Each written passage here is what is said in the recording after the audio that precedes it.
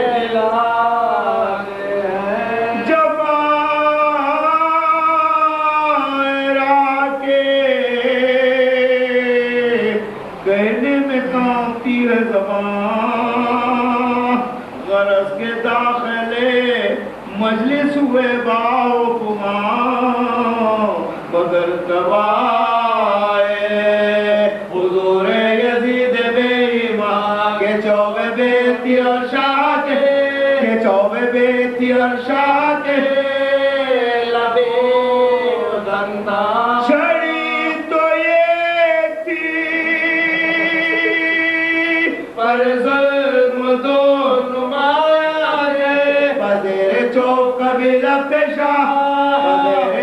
قبیلہ پیشہ کے دن یہ ظلم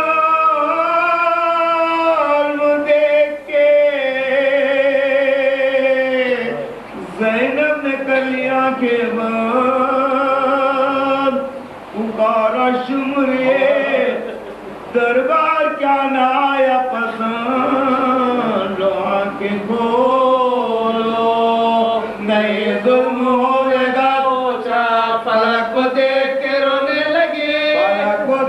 رونے لگے وہ خیرت کہاں یزید نے کیا آسمان کو دیکھا اوروں کے بولی کے خالق کی شاہ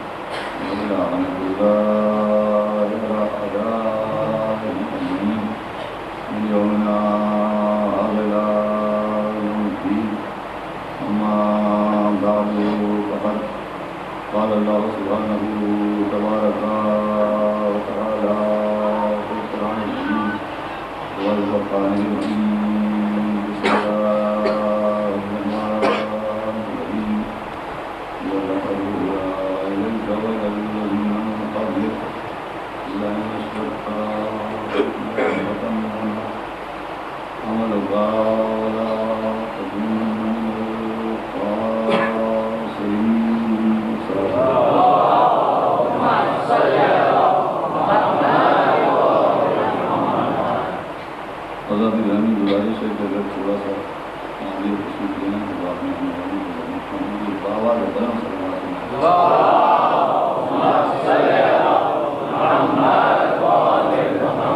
حضرات گرامی یہ تصور ہے شہادہ معصومین علیہ السلام کا اور خصوصی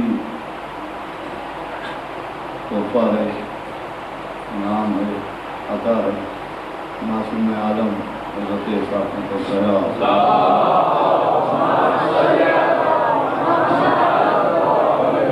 کے مسئلہ مجالس میں اس بار مجھے بھی شرف حاصل ہوا کہ میں آپ کے سامنے کچھ گفتگو کا شرف و سلسلہ ذکر بیت حاصل ہوئی۔ یہ اعلان بھی ضروری ہے بانیان کی طرف سے، پابندی وقت کا خیال رکھتے ہوئے کل سے انشاءاللہ 7:30 بجے مجلس کا آغاز اور 8 بجے مجلس کا آغاز ہو جایا کرے گا، تاکہ جو افراد دور سے تشریف لانے والے ہیں وہ وقت سے اپنے گھروں تک پہنچ سکیں۔ آج اول گفتگو ہے۔ میں اس اشرے میں آپ کے سامنے جس موضوع کے تحت گفتگو کرنا چاہتا ہوں وہ نہایت اہم ترین موضوع ہے، اور وہ موضوع ہے اہمیت عقائد اور تحفظ اعمال۔ اسی موضوع پر گفتگو کے لیے میں نے سورہ زمر کی ایک آیہ کریمہ کی تلاوت کیا، جس میں خداوند عالم مخاطب ہے سرکار ختم مرتبہ جناب احمد مصطفیٰ اور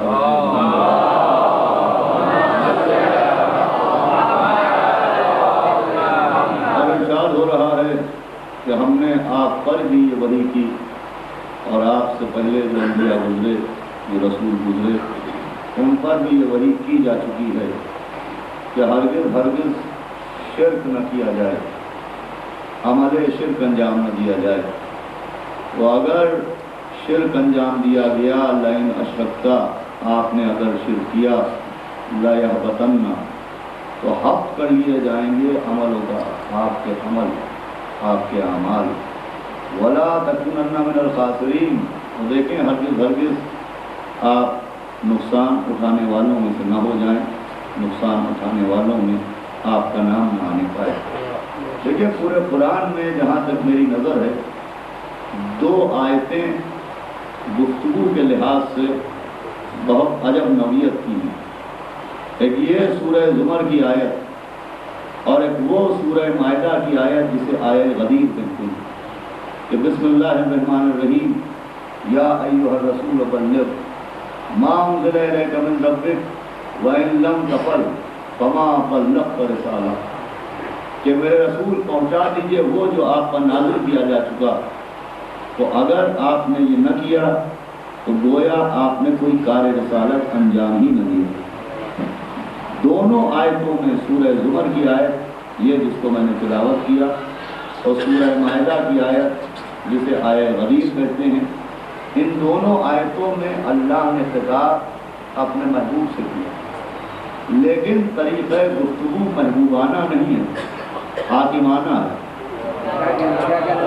سورہ زمر میں بھی گفتگو محبوب سے ہے، مگر ویسے گفتگو نہیں ہے جیسے محبوب سے گفتگو ہوتی ہے۔ سورہ مائدہ میں بھی گفتگو محبوب سے ہے، مگر ویسے گفتگو نہیں ہے جیسے محبوب سے گفتگو ہوتی ہے۔ وہاں بھی لہجہ حاکمانہ استعمال ہوا اور یہاں بھی لہجہ حاکمانہ استعمال ہوا۔ وہاں بھی تاکید ہوئی، یہاں بھی تاکید ہوئی۔ وہاں کہا گیا کہ اگر آپ نے وہ جو نازل کیا جا چکا یعنی ولایت جناب امیر المومنین حضرت علی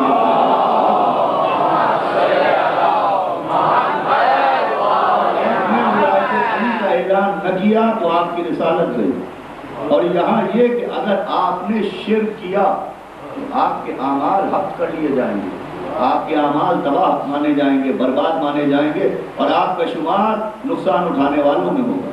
حالانکہ یہ دونوں باتیں پیغمبر سے ممکن ہی نہیں، نہ یہ ممکن ہے کہ پیغمبر شرک کریں گے اور نہ یہ ممکن ہے کہ اعلان ولایت علی نہیں کریں گے. فرمائیں آپ. اگر آج میں نے آپ کے ذہن کو وابستہ کر لیا تو میں کسی منزل تک پہنچاؤں گا. نہ پیغمبر سے یہ ممکن کہ وہ شرک کریں گے، اور نہ پیغمبر سے یہ ممکن کہ وہ ولایت جناب امیر کا اعلان نہیں کریں گے، مگر دونوں میں لہجہ اختیار کیا گیا. مخاطب نبی کو کیا اور امتی کو سمجھایا.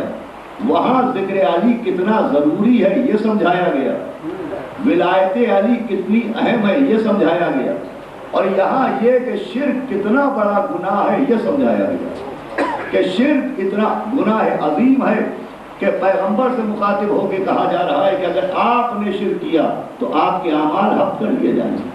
دیکھیے ہمارا عمل اور ہے، نبی کا عمل اور ہے.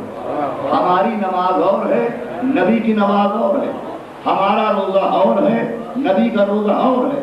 ہمارے عمل میں شک کی گنجائش ہے، ہمارے عمل میں ریا کی گنجائش ہے، ہمارے عمل میں تصنع کی گنجائش ہے، ہمارے عمل میں غلطیوں کا امکان ہے. مگر نبی کا عمل عمل نہیں ہوتا، نمونہ عمل ہوتا ہے. دعوات بھیجے تو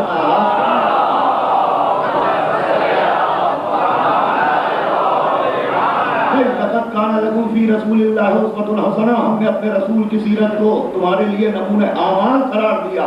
تو ہمارا عمل عمل ہے، اور نبی کا عمل، نبی کی نماز، نبی کا روزہ، نبی کا حج، نبی کی زکوٰۃ، نبی کا جہاد، نبی کے اعمال نمونہ اعمال بنتے ہیں. فرمایا کہ دیکھو شرک وہ گناہ ہے کہ نبی کے اعمال حق کر لیے جاتے ہیں. پیغام ہمیں دیا کہ عمل پر اکتفا کرنا اور عمل پر تکیہ کرنا اور عمل پر بھروسہ کرنا اور عمل پر اعتبار کرنا کافی نہیں ہے. نماز پڑھنا اور ہے، تحفظ نماز اور ہے. روزہ رکھنا اور ہے، تحفظ روزہ اور ہے. حج کرنا اور ہے، تحفظ حج اور ہے. کہ عبادت کے بعد مطمئن نہ ہو جانا، عبادت کی حفاظت کی فکر بھی کرنا. اس لیے کہ عبادت ضائع بھی ہو سکتی ہے، عمل برباد بھی ہو سکتا ہے، عمل رائگاں بھی ہو سکتا ہے. اور پھر سبب بیان کیا گیا شرک. تو شرک بے عملی کا نام نہیں ہے. شرک اسے نہیں کہتے کہ جو عمل سے دور کرتے. شرک عقیدہ توحید کی کمی کا نام ہے. شرک معرفت توحید کی کمی کا نام ہے. مشرک منکر خدا نہیں ہوتا، مشرک اللہ کا منکر نہیں ہوتا، مشرک انکار خلاقیت نہیں کرتا، مشرک انکار رزاقیت نہیں کرتا. مشرک کا عقیدہ توحید خراب ہوتا ہے. پیغام یہ دیا جا رہا ہے کہ عمل کی حفاظت کے لیے عقیدے کی صحت ضروری ہے. تحفظ اعمال کے لیے صحت عقائد ضروری ہے. اور شرک بدعقیدگی کا نام ہے، شرک بے عقیدگی کا نام ہے، شرک عقیدہ توحید کی کمی کا نام ہے. یہی میسج ہے کہ عمل کرنا اور ہے، اور وہ چیز جو تمہارے عمل کو محفوظ رکھتی ہے اس شے کا نام عقیدہ ہے. اس شے کا نام عقیدہ ہے کہ عمل کے تحفظ کے لیے عقیدہ ضروری ہے. عزیزان گرامی، اب جو یہ ہم عقیدے پر زور دیتے ہیں تو عمل کو گھٹانے کے لیے زور نہیں دیتے، عمل کو بچانے کے لیے زور دیتے ہیں. اس لیے کہ عقیدہ سے بڑے اعمال کا نام ہے، عقیدہ محفوظ اعمال کا نام ہے. اور عقیدے کی صحت کے لیے بھی ایک شے ضروری ہے. جیسے عمل کی صحت کے لیے، نماز کی صحت کے لیے، روزے کی صحت کے لیے ضروری ہے کہ مسائل پر نظر رہے.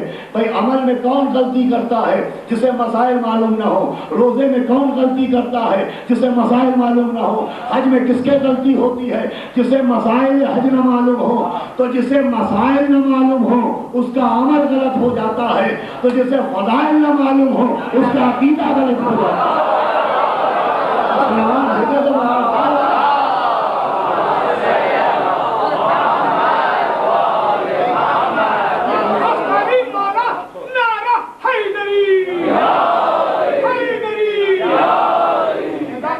ایک ایسی صلوات بھیجیں کہ مجھے لگے کہ آپ سننے کو پوری طرح آمادہ ہیں.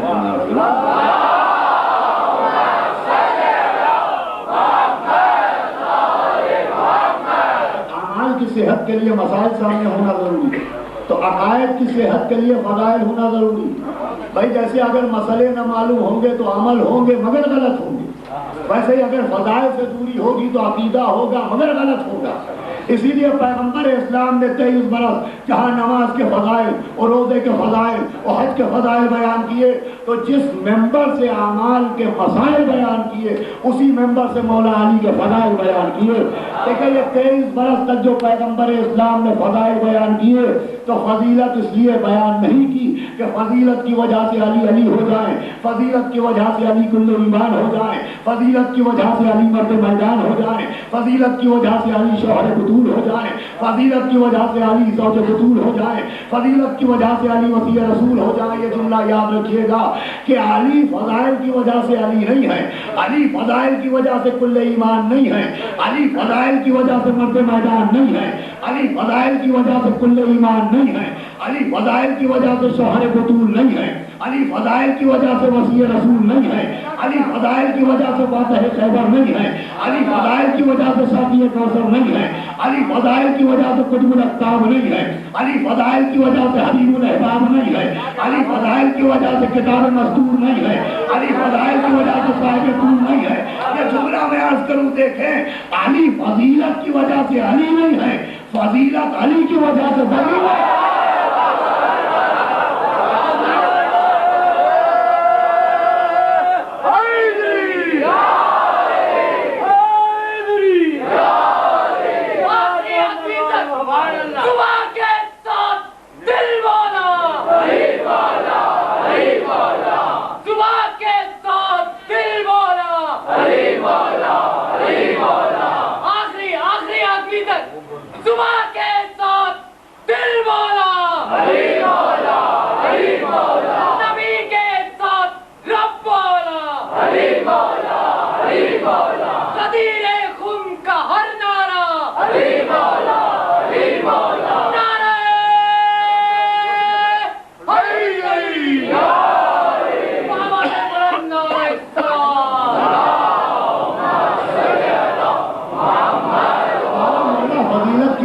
فضیلت کی وجہ سے علی علی نہیں ہے، فضیلت علی کی وجہ سے فضیلت ہے.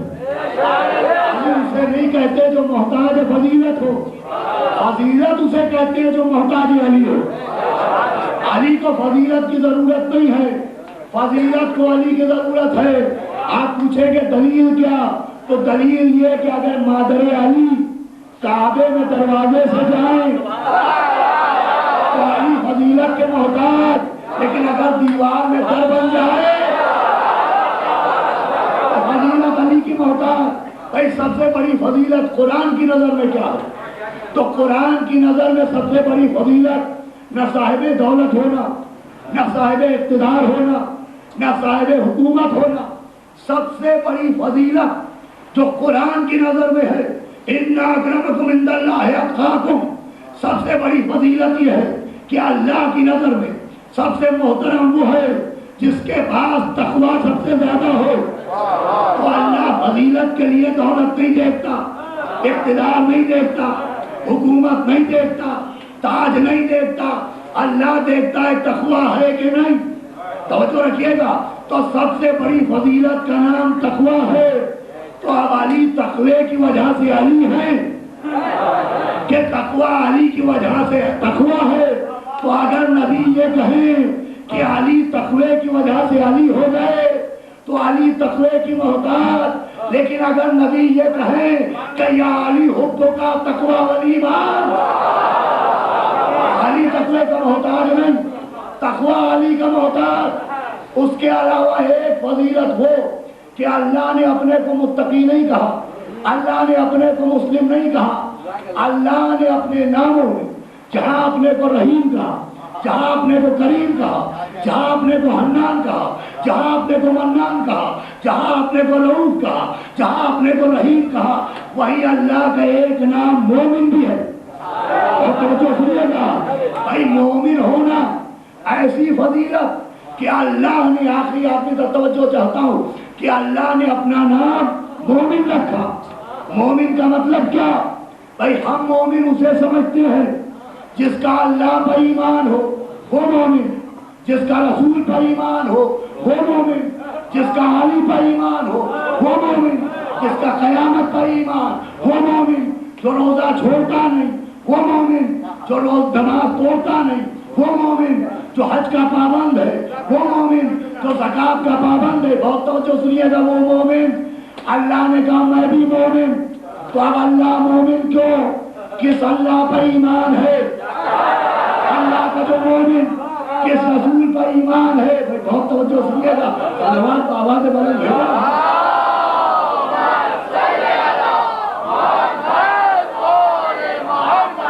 اللہ کا کس اللہ پر ایمان ہے؟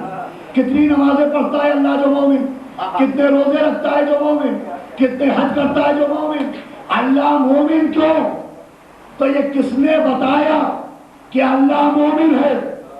وہی نازل ہوئی، جبریل آئے، کبھی نبی نے بتایا کہ اللہ کا ایک نام مومن بھی۔ پوچھنے والے نے پوچھا کہ یا نبی اللہ مومن کیوں؟ تو حدیث رسول سنا رہا ہوں، نبی نے فرمایا کہ اللہ نے اپنا نام مومن اس لیے رکھا تاکہ عظمت علی سامنے آئے۔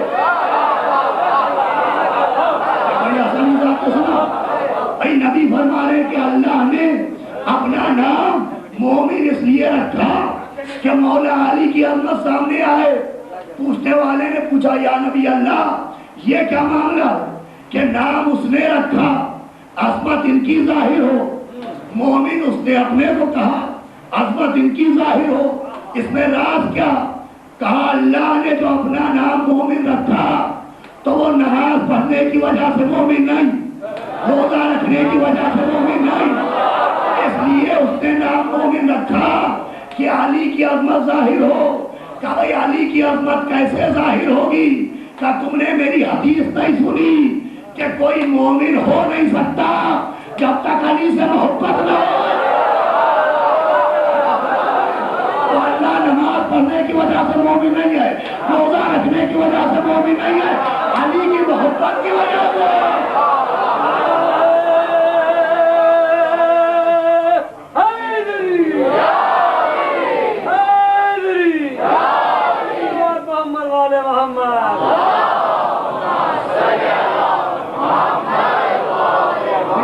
تھوڑا سا جھٹکا لگا ہوگا ذہنوں کو کہ صاحب مولا علی کی محبت کی وجہ سے اللہ مومن کیسے ہو سکتا ہے؟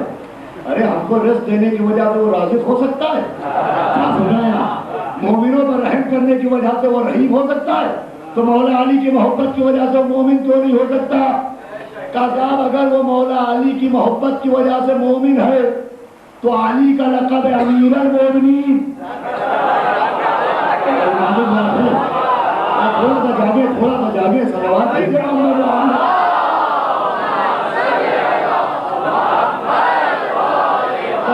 علی کا لقب ہے امیر المومنین۔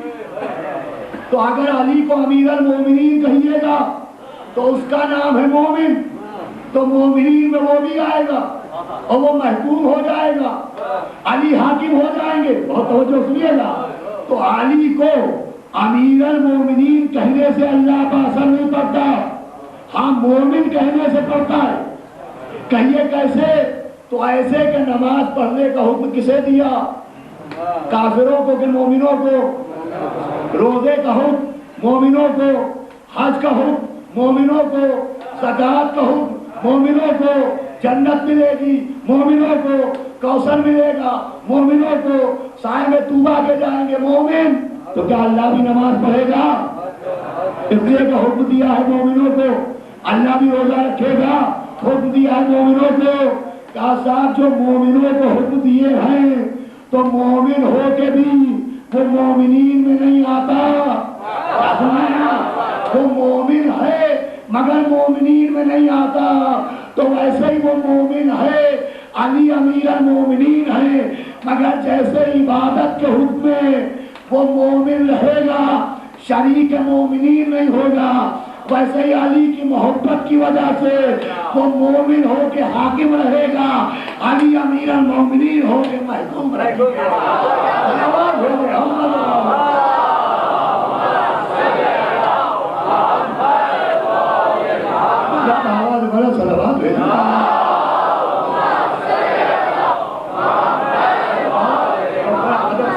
آسان گفتگو کرتا ہوں، چھوڑے سے آگے کا موضوع ہے، یہ بات کی باتیں ہیں، یہ معرفت کے مناظر ہیں. میں عرض کروں آپ کی خدمت میں کہ اللہ مومن ہے. سمجھایا؟ علی فضیلت کا محتاج نہیں ہے، فضیلت علی کی محتاج ہے. تو مسائل ضروری ہیں اعمال کے لیے، فضائل ضروری عقائد کے لیے. اور فضائل اتنے ضروری ہیں کہ دشمن بھی جانتا تھا کہ جب تک فضائل نہ مٹیں گے عقیدے نہ مٹیں گے.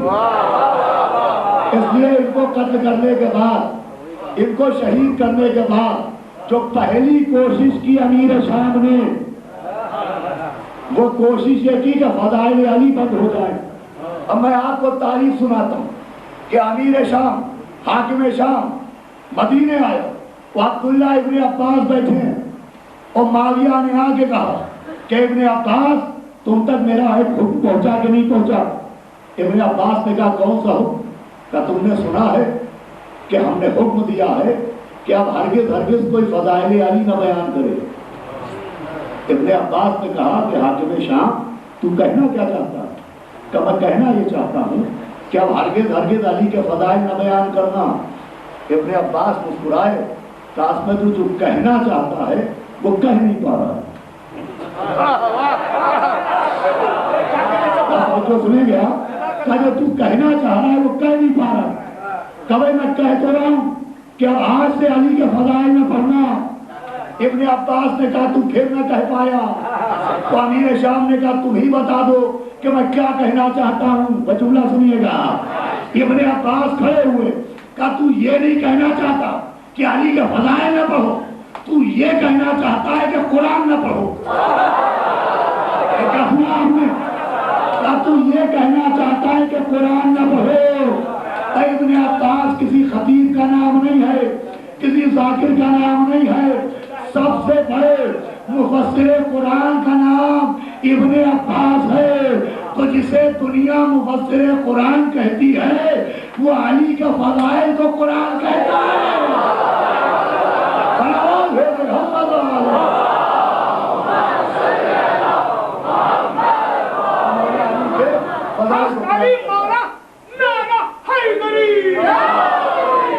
مولا علی کے فضائل کو قرآن کہتا ہے. تو معاویہ نے کہا، حاکم شام نے کہا کہ میں یہ نہیں کہتا کہ قرآن پڑھنا چھوڑ دو، میں یہ کہنا چاہتا ہوں کہ تفسیر نہ بیان کرنا قرآن. یہ بتا قرآن خالی پڑھنے کے لیے آیا ہے کہ عمل کرنے کے لیے بھی آیا ہے؟ کہ خالی قرآن پڑھنے کے لیے نہیں ہے، عمل کرنے کے لیے بھی ہے. تو اگر تفسیر نہ بیان کریں گے تو عمل کیسے کریں گے؟ تو حاکم شام نے کہا اچھا تفسیر بیان کرنا مگر آل محمد کی تفسیر نہ بیان کرنا، جو ہمارا مفسر بتائے وہ بیان کرنا. ابن عباس نے کہا کیا مذاق کرتا ہے؟ ارے قرآن آل محمد کے گھر میں نازل ہو اور تفسیر آل ابو سفیان کی بیان کی جائے. دیکھیں فضائل کی دشمنی عزیزان گرامی، فضائل کی دشمنی کے فضائل نہ بیان کرنا. اب فضائل کی اہمیت سنتے چلیے کہ نبی کو معراج ہوئی اور پیغمبر معراج پر گئے، اور جب زمین پر واپس آئے تو پیغمبر نے بیان فرمایا کہ جب میں آسمانوں سے گزرا تو میں نے اونٹوں کی ایک قطار دیکھی جس کی نہ ابتدا کا پتہ نہ انتہا کا پتہ. پیغمبر کہتے میں نے پوچھا کہ یہ اونٹوں کی قطار کیسی، اور ان اونٹوں کی پیٹھ پر کیا ہے، اونٹوں کی پشت پر کیا ہے؟ پیغمبر کہتے میں نے دیکھا کہ اونٹوں کی پیٹھ پر، اونٹوں کی پشت پر صندوق رکھے تھے.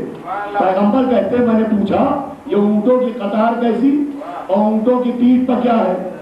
تو پیغمبر کہتے ایک فرشتے نے بتایا کہ یا نبی اللہ یہ اونٹوں کی قطار اور اس کی پشت پر آپ کی بیٹی کا جہیز ہے.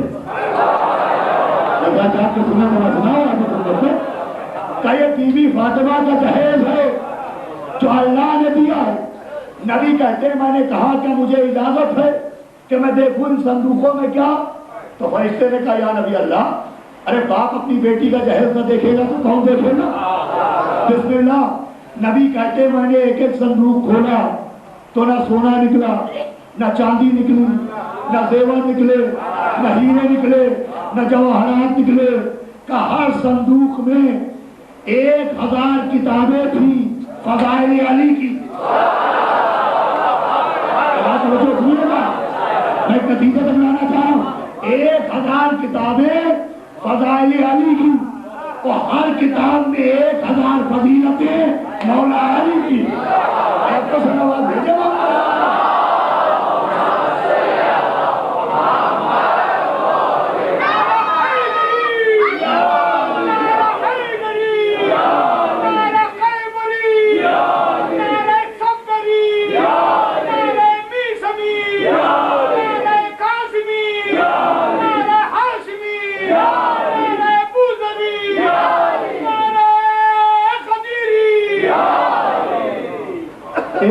کتابیں ہر سبجیکٹ میں، تو ہر کتاب میں 1000 مولا علی کے فضائل.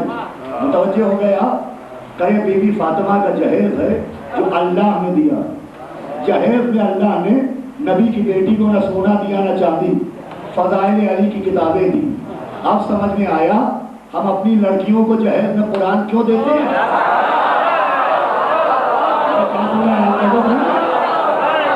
لڑکیوں کو جہیز میں قرآن کیوں دیا جاتا ہے؟ ارے قرآن سے بڑی فضائل علی کی کتاب ہے.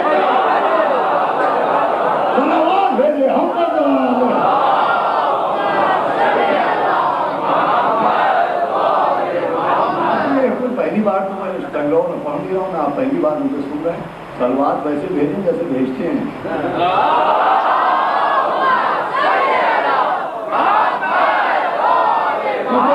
پیش کرنا چاہتا ہوں، پیغمبر کی بیٹی کو اللہ نے جہیز میں کیا دیے؟ فضائل علی. بیٹی کو جہیز میں کیا دیے؟ فضائل علی. اچھا اللہ نے، اب توجہ سنیے گا، اللہ نے نبی کی بیٹی کو جہیز میں دیے فضائل، اور نبی نے اپنی بیٹی کو ورثے میں دیا فدق. ارے بھائی آپ پہنچے نہیں، میں جاننے جانا چاہ رہا ہوں. بھائی اللہ نے بی بی فاطمہ کو جہیز میں دیے فضائل، اور نبی نے اپنی بیٹی کو ورثے میں دیا فدق. فضائل دیا اللہ نے، فدق دیا نبی نے. فضائل دیا اللہ نے، فدق دیا نبی نے. آپ پہنچے نہیں؟ فضائل دیا اللہ نے، فدق دیا نبی نے. اب جو اللہ نے دیا وہ افضل یا جو نبی نے دیا وہ افضل؟ کبھی اللہ کا دیا ہوا افضل ہوگا، نبی کا دیا ہوا مفضول ہوگا. تو اللہ نے بی بی فاطمہ کو دیے فضائل، اور نبی نے بی بی فاطمہ کو دیا فدق. اب فیصلہ گھر جا کے کیجئے کہ جو فدق کو کھا جائے وہ تو لعنت سے بچتا نہیں. جو فدق کھائے اسے معصومہ معاف کرتی نہیں. تو جو علی کے فضائل چھپائے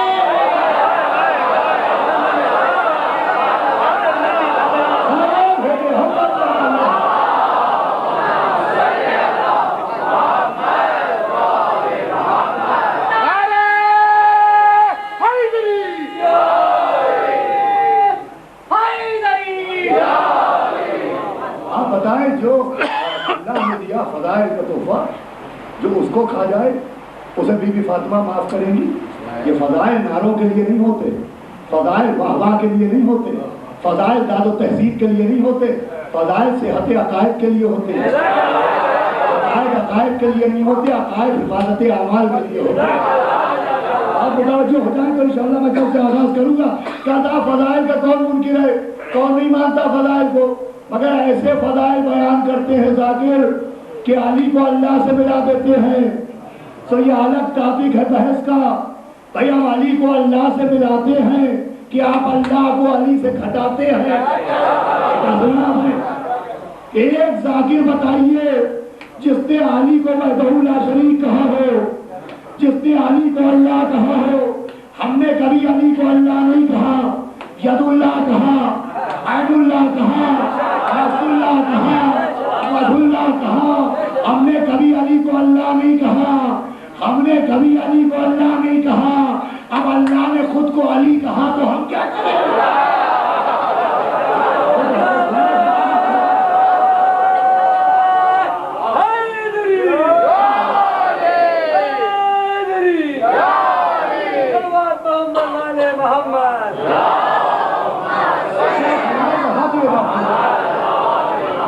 فضائل بڑھا دیے جاتے ہیں، علی کو بڑھا دیا جاتا ہے.